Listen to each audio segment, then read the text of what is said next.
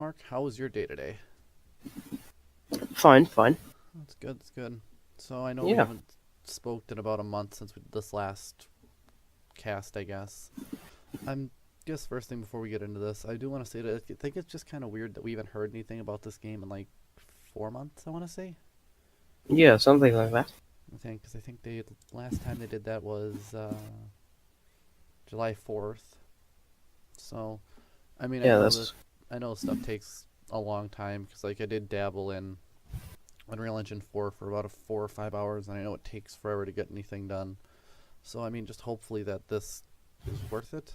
I think when we last did this, I think we both said that hopefully we'd have stuff by about Halloween time. That has passed. Now we are basically right into the end of November, into December. Maybe we'll get something for Christmas. yeah. I hope so. Wishful thinking at this point. Yeah, Um, so I know you wanted to correct some mistakes about um, usage of the light sticks. Do you have what did you want to correct on that? yeah, yeah.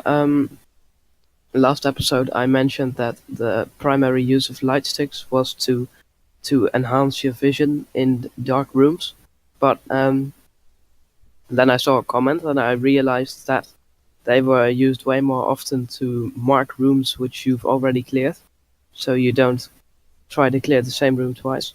Okay, and I guess going off of that, because I know that is one function.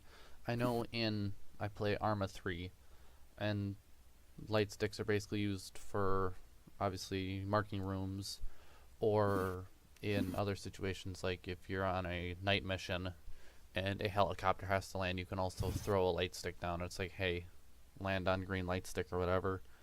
And I also was doing some research into light sticks, and I know there are different variations of them. So you have like your low lighting green, you have your white, you have your red, and then you have like your those are like 24-hour burns, and then you have one that's like half hour that's like ultra bright. If they added something like that, so I mean, kind of like an improvised flashbang almost. Do you think you could see them adding something like that, Yeah, yeah, it could be interesting. just to have Mm, different options, so you just don't have like your base? You can have variations. So tossing a yeah, ultraviolet light stick or whatever into the room. maybe like exaggerated versions of these options because Okay. like the 24-hour lasts for like 15 minutes instead of 10 or something. Mm-hmm. So then And if you then take long enough, then you're like, oh, have I gone through here already? Wait, let me think. hmm Okay. Yeah, that makes sense. And then also, I know you did want to talk about less than lethal weapons can actually kill. I yeah, think I think this is something that they might do, just because if I'm entering a room and I pistol somebody in the leg or something like that, and I have somebody behind me with a beanbag shotgun that hits them in like the leg or something like that, I mean that's gonna cause some permanent damage, obviously. yeah, But are you talking like headshot wise, like taking a beanbag to the head, basically? yeah, yeah, could be. I think there's a lot of options that they could go, but like in SWAT, they less lethal weapons could never kill, but it would be interesting to see them actually be able to kill. Okay. Maybe there's listed in the briefing that a certain civilian in the map has like problems, medical problems, and then to see then that they would actually suffer injuries if they got hit by certain types of weapons. I don't know if that's too advanced, but that'd certainly be interesting to see for me. Yeah, I can see like somebody having like a heart defect or something like that. hmm Spooking them too often can send them into like a cardiac arrest or something like that. Yeah, yeah, I mean, I could see that because I know with the direction, for at least what we know, that with the less than lethal options, obviously, I know they did say if you survive a headshot with a normal weapon. So I'm thinking if you take a beanbag round, because if you take a beanbag round to the back, obviously that's going to stop prisoners most of the time and drop them. But I mean, hitting people maybe in the face with a beanbag round, that's gotta hurt. yeah, And a you gotta lot. think if you're gonna hit somebody in like the skull or something like that, you're gonna concussion at the least, maybe some brain hmm damage. Yeah, I mean, that seems something interesting. And I guess going back to the SWAT option, that game is so old now. So back then they might not have had the technology or the, I guess, limits that we have now, which kind of makes sense. Um, with the morale aspect of this, are you thinking more of like if your buddy goes down, like somebody in your squad goes down, then your like group morale is like, hey, maybe we shouldn't do this. Maybe we should just get out, kind of thing, or Yeah, could be. Um, what I was thinking of was more in the direction of like how much it takes for someone to surrender. Like that, some civilians actually won't give in just by the sight of you. That you actually need to deploy less lethal weapons on civilians and suspects before they surrender, and that differs. okay. So I can think of one situation. If you walk into a room and there's like three gunmen and one civilian, you walk in, you kill two of the gunmen. Your third gunman might just be like, okay, no, I'm just putting my hands up. I'm Hmm. not gonna do anything like that anymore. It's like, no, I'm good. Yeah, I'm yeah. good. Okay, I could see that as well. Do you think that they would do something like that with if you for the SWAT officers, such as like, I guess like too many people go down, and so like your buddy's like, okay, screw this, I'm out. It's just you then. Like if two of your buddies go down, and the rest of the team's like, this is stupid. You're putting us in danger. We're leaving. Yeah, yeah. Definitely could see something like that happening, but like it'd have to be random and not consistent. Because if it were consistent, then you'd functionally just have like two teammates instead of four. Because if two go down, the rest automatically leaves. Leave, yeah. Then I guess it's kind of a nice segue Yeah. into personality of the team members. So when I'm thinking of personality of the team members, you're talking like voice actor wise, like you have like there's always a big buff guy, and there's always like a nerd type kind of character. Are you talking something like that? Yeah, yeah, and that they actually like even SWAT 4 had that, which impresses me. Like that the officers actually have like a description in the menu, like what they're like and how long they've been on the force and that kind of stuff. And actually in game they react to certain situations. Like when you're in some kind of cult house, then one of the officers says, "Geez, it's fucked up here," and stuff like that would be interesting to see. That like different teammates react to different situations in different ways. Okay, sort of like how a normal team would deal with it. Like you're just not having the Yeah, biggest, yeah, strongest guys walk in. You got your little specialties, but they all comprise of a team. yeah. That they react to the situation, just like the a little quirk that I'd like to see. Okay, I mean I could see that. That would be interesting because then you have people that can kind of relate to these characters, I guess, which is kind of also a selling Hmm. point if you can relate to people. Yeah, I guess going along with that is I'm just going to keep going on that path with the team members. Do you think that the team members then should, I guess, look different? Because I know with most games, your character models are always one size. If they say in a description like this guy's 6'2", and you have somebody that's like 5'4", but in game they have the same model size. Do you think that you should have different model sizes for at least the single player co-op experience? yeah, yeah. That'd be interesting to see. Um, I hadn't really thought of that, but it'd certainly be nice to see, just for like added realism. Yeah, so you can have like a couple bodyguards that have like AKs or something like that, and they're 6'2". So you have to aim a little higher, and you round the corner, and there's a smaller individual, so you have to adjust your aim. Hmm. And I think that if they did add that, I wouldn't want that to go into multiplayer, because I know there is a multiplayer aspect of this game. We've talked about that before. Nothing has been said on it though. Is I think for the multiplayer, just keep everybody level the same Yeah, character model, because obviously if you're gonna die in about one shot to the head, Rainbow Six does this well, because if you have level character models, you know where to shoot, and you can get yeah, good at that. If you have somebody that's like a foot difference, and then you're kind of like, well, this is out of my control. I didn't know where their head was because I don't know their size of their Yeah, person, and they only won because of that. yeah, yeah. I Okay. agree with that. And then you also want to talk about enter on my mark, which I believe was a SWAT 4 command, if I'm correct. Yeah, it wasn't in the expansion, I think. Um, but in the normal SWAT 4, I missed that. Like in the regular without the expansion, like then you'd have to time it perfectly. But if you have an enter on my mark command, you can just um, like stack up on one door with like the blue team, stack up on one door with the red team, and then like enter at the same time. So you approach the room from two different angles. Okay, and I bet off of that you could probably have had somebody throw a flashbang or some kind of ball like pepper or tear gas or something like that if you really wanted to as well to just mix it up a little. I'm thinking. Yeah, yeah, something like that. You could just you could choose either of the three grenades to enter the room. Okay, and I guess that would kind of be nice, especially if you have rooms like that and you have enough people to do that. I think that would probably eliminate a lot of the risk because then you're gonna have to pick a target as like the person, I guess. Like if you're entering the room and you have the person that's inside of the room, you have to pick which way to fire. Mm-hmm. So I'm taking it that's probably what is, I guess, safer, for lack Yeah, of a yeah. better word. Mm-hmm.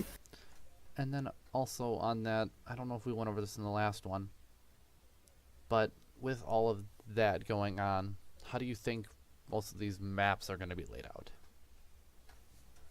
Um, I think some variety would be nice, like some big rooms, like big holes and stuff, and then like closets, like I'd like variety in size, and like things to like take cover behind, but not like 100% cover, just like your head and your gun pokes out or something like that, Okay, because otherwise it'd be really frustrating just to have suspects hide behind every closet and cover you can find.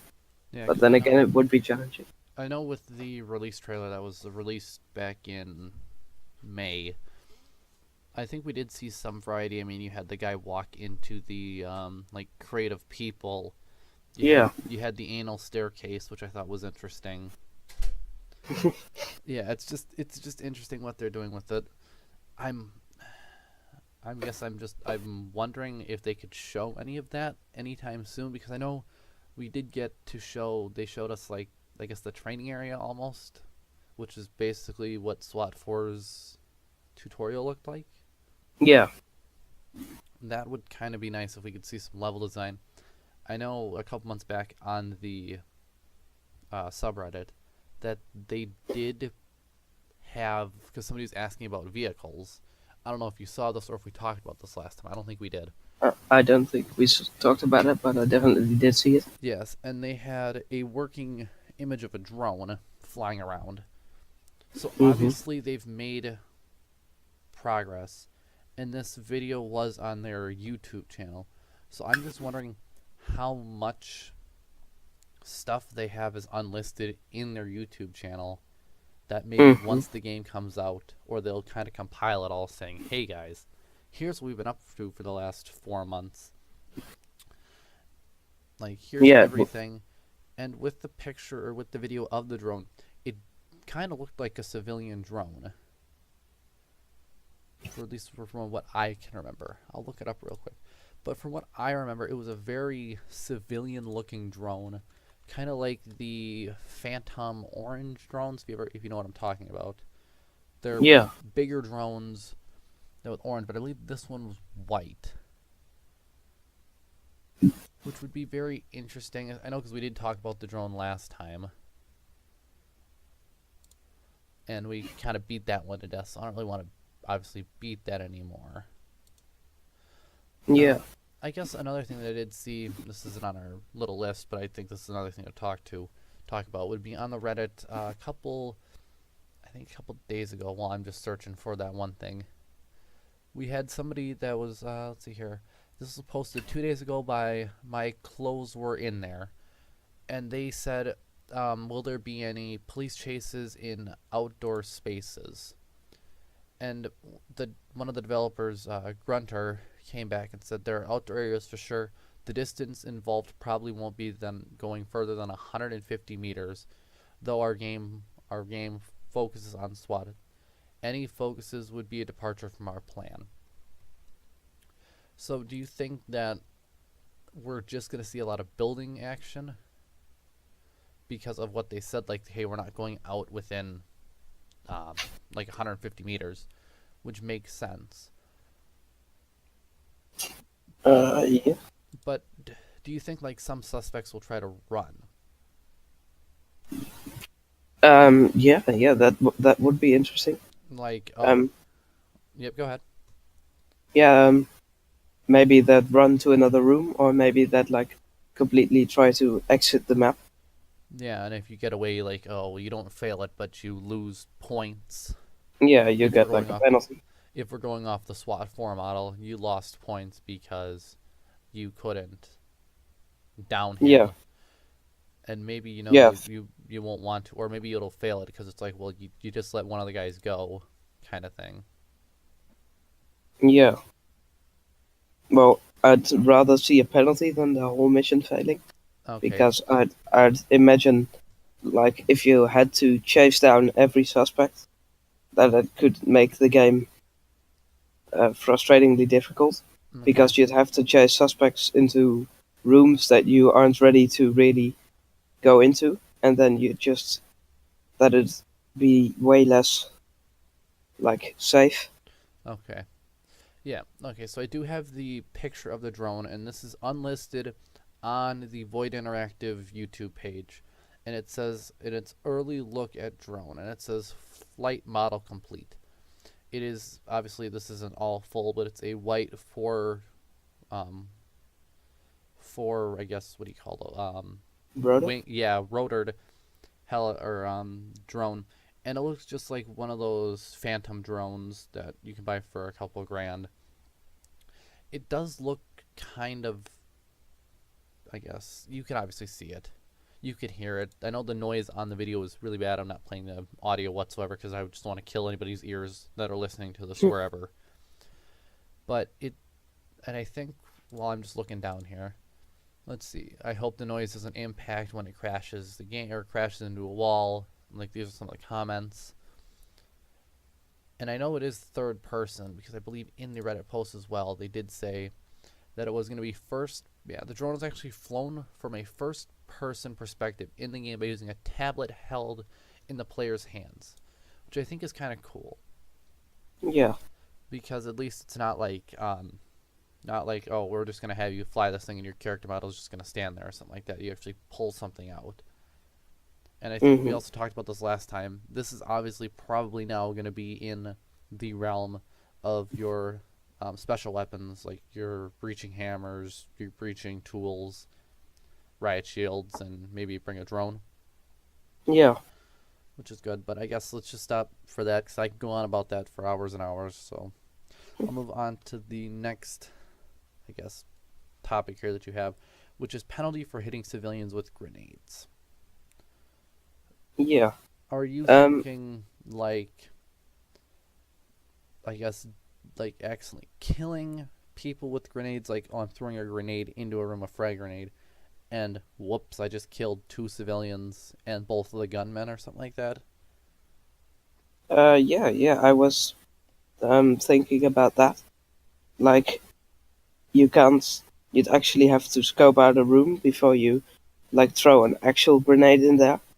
But there's also the thing that I'm in doubt about, like if they should add a penalty for hitting civilians with non-lethal grenades or not, because obviously, like, you can do some serious damage with non-lethal weapons, and if you do that to civilians, that's not a good thing. But sometimes you can't see everything in a room, and you can maybe only see one suspect, and if you throw a grenade in there, and there's a civilian hiding behind something, and you'd accidentally hit him, that'd be quite unfair to get a penalty for that as well, and it Okay. like void the use of non-lethal grenades. Yeah, so you're saying like if somebody like if you have somebody in a room and then there's a civilian that's hiding behind like a tipped over couch or something like that. Yeah, Yeah, I mean I could see that maybe. I guess that would probably limit your options then, which you'd have to make. I guess the player would have to make a decision on what they would want to use then. Are they willing to take the risk of throwing a grenade behind a couch, or are they willing to take that risk that somebody's behind that couch with a weapon? yeah, Because obviously the Opti one has its limitations. mhm, So I mean, that's an interesting thing to think about. Like maybe if they are going with a point system, as we've been talking about for these 2 episodes now, maybe taking a couple like 100 points off. Like, oh, you did 95% of a civilian's health with grenade minus so many points. yeah. And then I guess going That, off of that, hitting civilians with grenades. If you killed a civilian in SWAT 4, I believe you did lose points, if I'm not mistaken. yeah, although it was not possible to kill civilians with nades, you'd like only stun them like you would a suspect, and Okay. there wouldn't be any point deduction for that. Okay. Because I was thinking now after we're going off of like the hitting civilians with grenades. What about if you hit civilians with your like you shot into a room, opened a door up, and shot a suspect, dropped him, but there was a civilian standing behind him. Do you think that, and maybe this has been answered in one of the dev roundups, but do you think that bullets would penetrate through somebody if they're a high enough caliber weapon, or do you think like that's just, hey, we don't need this in our game right now? Um, I'd like to see it be dependent on the kind of bullets and caliber weapon. Like, if you choose a really powerful weapon, that it'd actually penetrate. But if you use like a more mild weapon, that the bullet would just not go through, stay in, or just, or even would it be interesting to see if there was like if you didn't use armor penetrating bullets, that the bullet could actually bounce off the suspects. Okay, I got you. Yeah, because I'm back on the Void Interactive website, and I'm in their dev blog 1, and it says, I believe we went over this last time, which is convex collision armor allowing for precise protection. Armor collision in ready or not is calculated based on the mesh coverage of player, allowing for accurate levels of realistic ballistic protection. So I'm thinking if I'm using a 5.56 rifle, which is kind of the standard caliber weapon for most assault rifles, if somebody's not wearing body armor and then I'm shooting at somebody and I just burn right through them, because obviously if I believe a 5.56 will penetrate someone, but I'm hoping that you don't bring like a 50 cal or something like that into that room and just blow the guy up on accident. Yeah, Because I mean, I would hope that maybe like some kind of sniper, like a 50 cal or a nice bolt action, that's something that a SWAT team would use, would be, I guess, better for pre-entry into a building. yeah, Like, oh, uh, I'm gonna, okay, we got a helicopter inbound. I'm gonna have my buddy in the helicopter. Hey, do you see anybody? Okay, take him out or whatever like that. mhm. And then with the suspects, do you think that they should be able to use civilians as human meat shields? Um, that'd be interesting to see. I'd like to see that. Um, I think that you should be able to like. That's one of the situations where you can shoot a suspect without penalty, but at least it's really hard to shoot them because they are obviously using the civilian. And as a shield, because I'm thinking maybe you could do like some kind of slow motion action scene or whatever like that if you're breaking into a room and you know that somebody has one. Because I Yeah, yeah. think at that time, if you had somebody as a human shield, you would know that people are at the end of the doorway ready. Mhm. So maybe if they heard something earlier, or somebody radioed to somebody like, hey, we have entry, grab and protect. Because Yeah. I think if you hit a civilian enough times that was being used as a shield, you would obviously kill the civilian, but then eventually you would probably kill the suspect behind them, Yeah. which I think is probably not the best idea for a SWAT team to do, but it's kind of like, hey, you fucked up. Try better next time if you want to redo it. Yeah. Mm, maybe you could even see like you'd maybe subtly be able to signal your teammates to throw a nade behind them, Or, like yeah, like not a proper frag grenade, but like like a something like a stinger beanbag. or something. Yeah, yeah, there you go. Stinger grenade that just releases little pellets. Because Yeah. obviously, if I'm holding somebody like that and I get hit, that's gonna hurt. Mhm. Taser, you're gonna drop the person.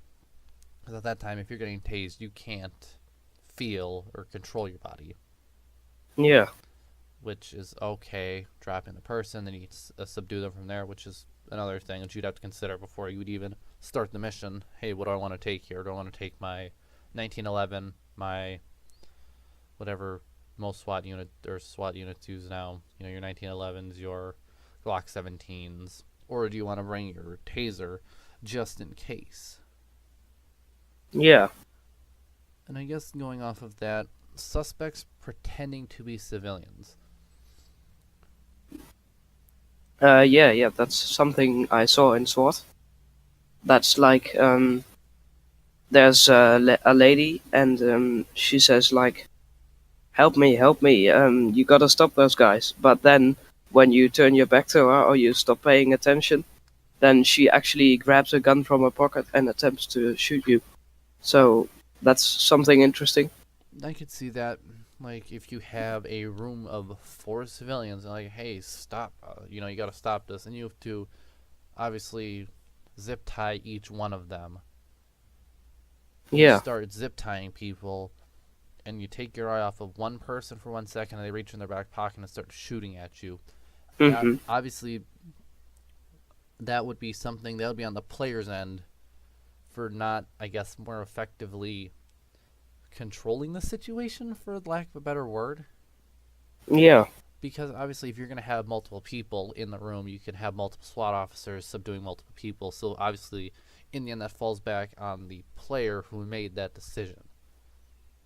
Yeah. Because I don't think like it should be a, I don't. The easiest way to put it is it should be the player's fault for that happening, not the game's fault for that happening. Yeah. True. I agree with that. Because I know most gamers are thinking, well, I can't control this because this is what the game wants me to do. But in like Rainbow Six, for your first couple hours, it's your fault that you died, and it's your fault that you didn't lose that gunfight, because obviously the person you were going up against was a better shot. And it's kind of like, hey, you have to train yourself to like think of these things while you're doing it, most likely how a normal SWAT team would do it. Yeah. And And you'd have to remember to like appoint your teammates to different civilians. yeah, because if you do it one at a time by yourself, something could happen. Hmm. And then also with that, would you think of civilians running away? Like somebody sees like a civilian, and all of a sudden the civilian just starts running away. Would you think that's something that they could do as well? Yeah, yeah, I think that'd be interesting to see. Like that civilians could like also mistake you for the gunman because you're marching in a room and you're holding guns. Like that the civilian runs away thinking that you're one of the gunmen. And then alerting everybody else Yeah, because they accidentally thought you were something else. I could also yeah, see that if a suspect was pretending to be a civilian, them maybe having a gun stashed somewhere in the room. So if you didn't tie them up and you just left them, all these civilians, okay, whatever, we don't have to tie these guys up. You go out of the room, walk away, they pick up their pistol, assault weapon, or shotgun, and then behind you, all of a sudden, you just hear gunfire. Yeah, And something then, like that. yeah, just some kind of options that they could have done, or maybe are doing. We don't know. Yeah. And then suspects pretending to surrender. I believe this is also in SWAT. Yeah, like they hold their hands up and they slowly go down to the ground. But then just before they hit the ground, they get their weapon back in their hands and they start shooting at you.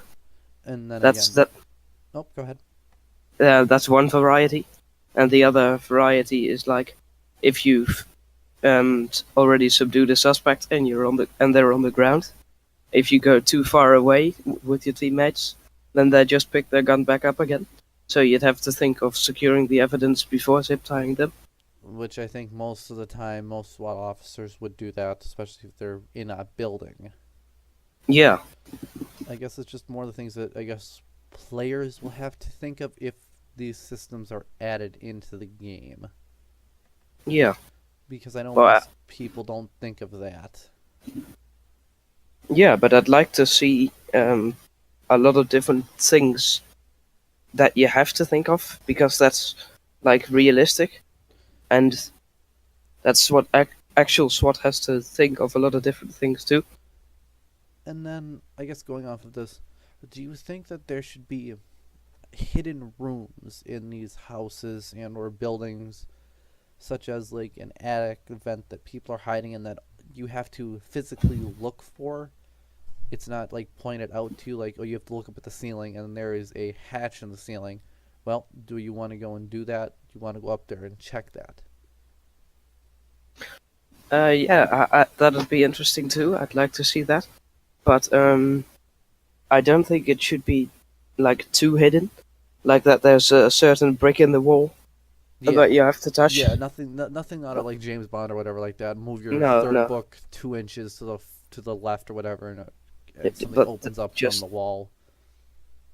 that that have to be like subtle hints that there's a room. Like what also would be interesting is that suspects talk about the rooms. They say things like I hope they haven't been I hope they haven't found the room yet or something like that. Just to Or yeah, indicate. or like, hey, have you seen Jimmy? I last saw him up in the attic. Has he come down yet? Is he done Yeah. looking for what he's looking for? Then I guess Yeah. this is another great segue. We're just full of these today, which leads us right into audio and HRTF, which, if people who are listening don't know what this is called head-related transfer function, which, if from what I did research on yesterday and right before we started this, is basically how you hear sound in your headphones, if I'm correct. Does that sound about right? Yeah, that sounds right to me. They recently added that to Counter Strike, and um, overall it had quite a positive reception. I personally liked it a lot, but there also should be an option to turn it off because some people didn't like it at all. But my opinion is like it improves the location, the like you know where the suspects and civilians are walking better. Like you without HRTF, I could hear if something was to my left or right, but I couldn't determine if someone was in front of me or trying to sneak up on me from behind. But now that they've added that, I can do that way more clearly in my headphones. But I think it should be an option because not everybody prefers it over normal sound. And that seems about right because I know with obviously I just keep going back to Rainbow Six Siege because this is like the easiest thing that I can relate this to. With Rainbow Six Siege, if somebody is running on the floor above you, you're gonna hear the floor creak and you're gonna kind of hear them.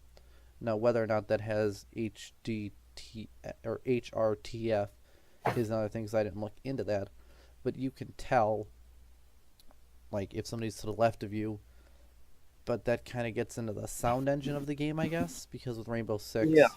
is if there's a hole in the wall and there's a doorway and somebody's in a different room, it'll take the closest path from the person to you. And I know what the devs said in the Reddit a couple weeks, or I believe last month, was that they're not going to have bullet holes and all that stuff.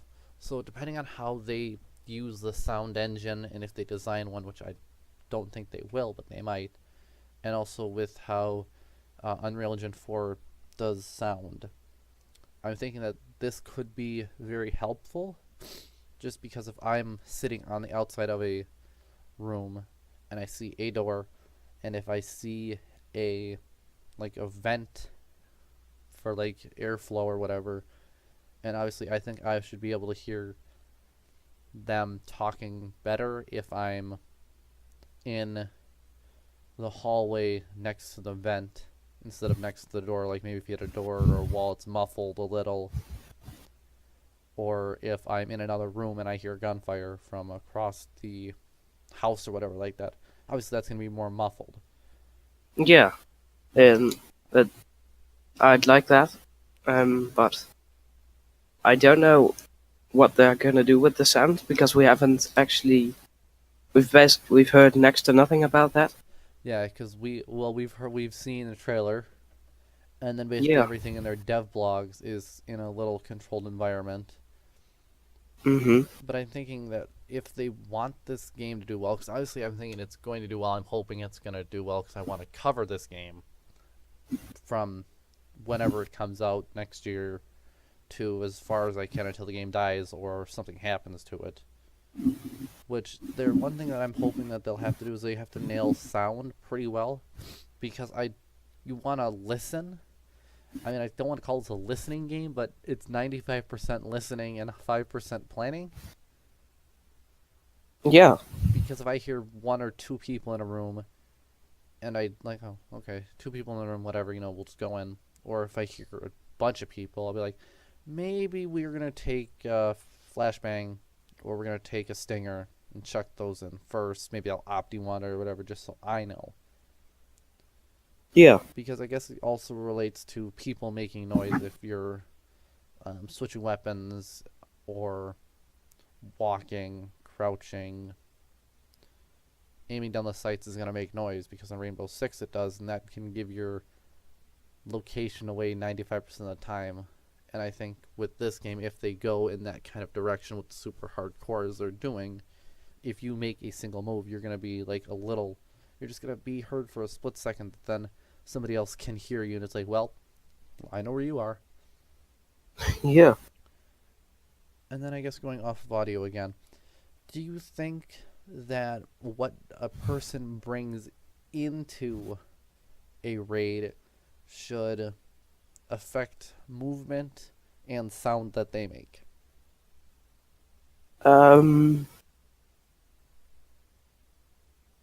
That's a hard one because on one side I could see it being like an interesting addition.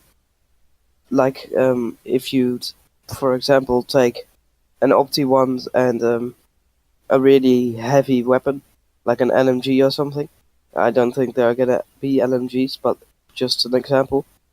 Like if you were to take something like that you'd move really slow. But if you'd like only take a pistol and a taser or something, that you'd move way faster. That'd be interesting to see to like improve the competitive elements. But on the other side, I could see it being frustrating in like single player, because if you just take a couple of weapons and then you just have to clear the whole map excruciatingly slow, I don't see that'd be an improvement, because it just makes the gameplay slower and like yeah. Okay. I mean, I could see where that's coming from because I get it. Like, you have to find a balance. Obviously, you can't just say bring whatever you want. Doesn't matter how much stuff you load up on. I'm gonna move the same speed as if I have an M14, 3 stingers, a flashbang, a full suit of body armor. I'm gonna be moving as fast as you are. That has 1 pistol, 3 backup mags, a taser, and level 1 armor. So you just have like your vitals protected. Yeah. Because I guess that's another thing that they've done also from Rainbow Six is you can kind of tell how fast and how loud an operator is by looking at them. if you have one of the one armored 3 speed operators in that game, you see that they're wearing basically stuff to protect their vitals and maybe some knee pads. And then you have your slow people that have ballistic helmets, basically the whole 9 yards. You got like your basically your actual riot gear on. And also with weapons, if I bring a riot shield, I'm making a lot more noise, but that's because it's heavier. I think if they were to add something like that into Ready or Not, they gotta just walk the fine line, because if I'm gonna take a special weapon as a breaching tool to open up doors, obviously when I use it to get into the building, I'm gonna be a lot slower. But once I decide to drop that, I'm obviously gonna be moving a lot faster. Or if I bring a riot shield, because most commercially available riot shields that I could look up, and this is months ago when after our first podcast, that the normal ballistic shield for most SWAT departments is about 40 pounds.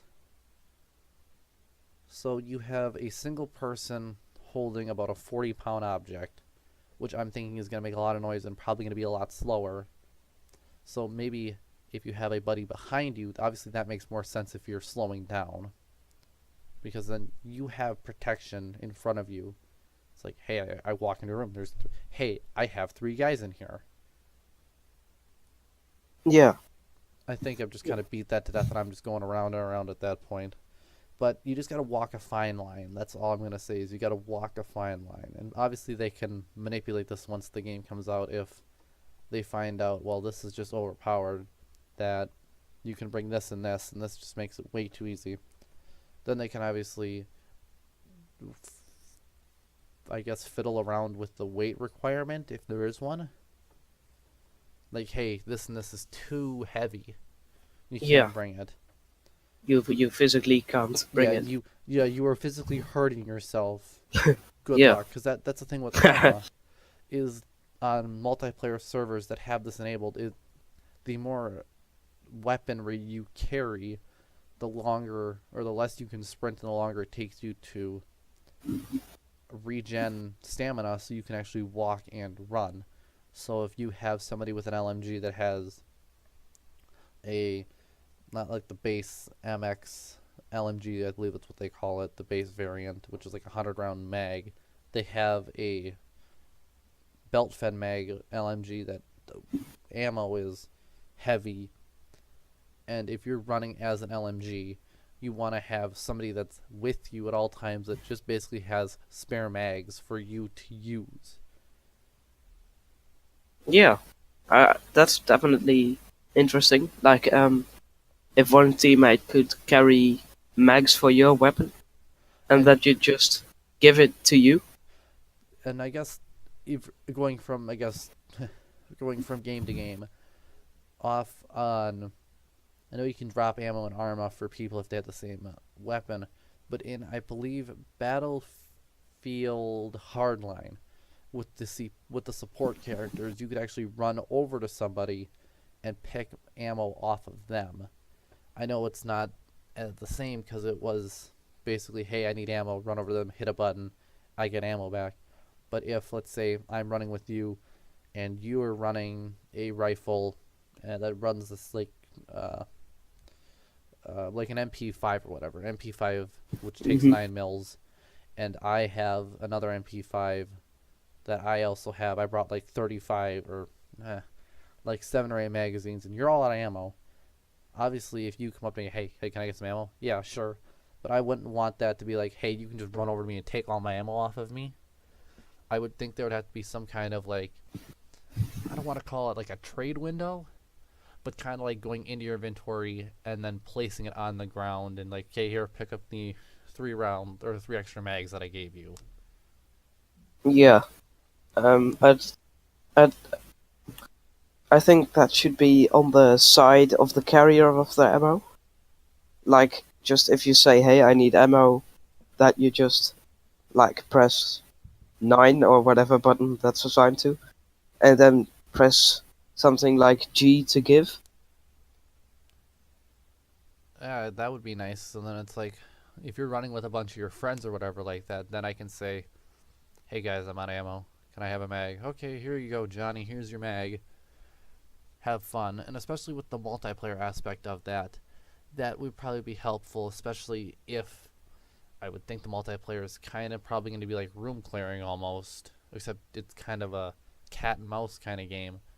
If I have dumped a massive amount of ammo into the enemy team, but I'm just a terrible shot, like I'm just painting around their entire body, then I'll be like, hey guys, I need another magazine. Okay, sure, where are you? Oh, I'm in the red room on the west side of the second staircase on floor 3 or whatever. Okay, I'll come over Yeah. and drop ammo for you. So, okay, here you go. At least you're not totally useless, you're just semi-useless. And I guess our last thing that we can kind of discuss here would be bomb defusal situations. Now, in SWAT, did they have anything like this? Yeah. There were actually like 5 or 6 maps that had bomb diffuser situations, where there were like if you went into a certain area of the map, you triggered like a bomb diffusal part, and maybe that'd just be triggered at the start. It depends on the mission, but then there'd be like 10 minutes to defuse all the bombs, so that puts pressure on you, and you start clearing the rooms in a different way, so that it'd be nice to see to just switch up the gameplay. And then you'd actually have to like decide: do I want to apprehend the suspects, or do I want to go for all the bombs first, and then just try to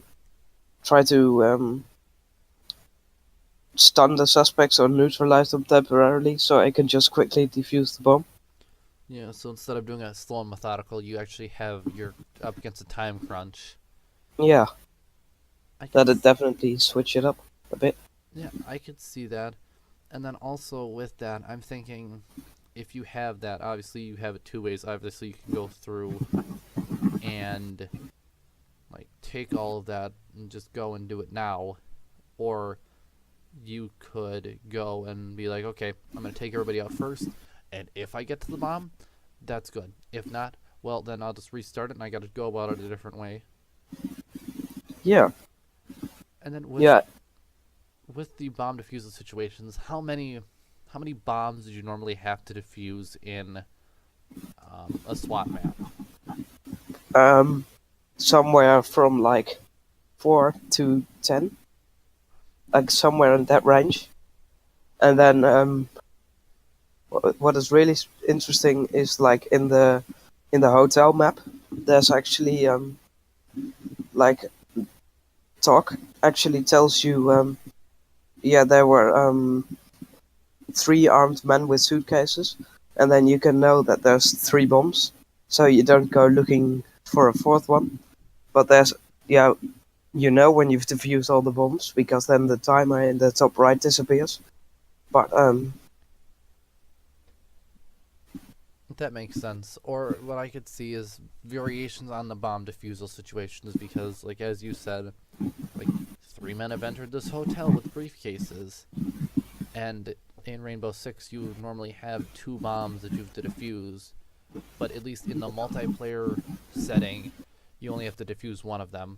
And if you're doing your single player terrorist hunt, or if you're doing the one mission that they give you, which is called Article 5, you have to defuse both bombs. Which I'm thinking that would probably work out like that as well.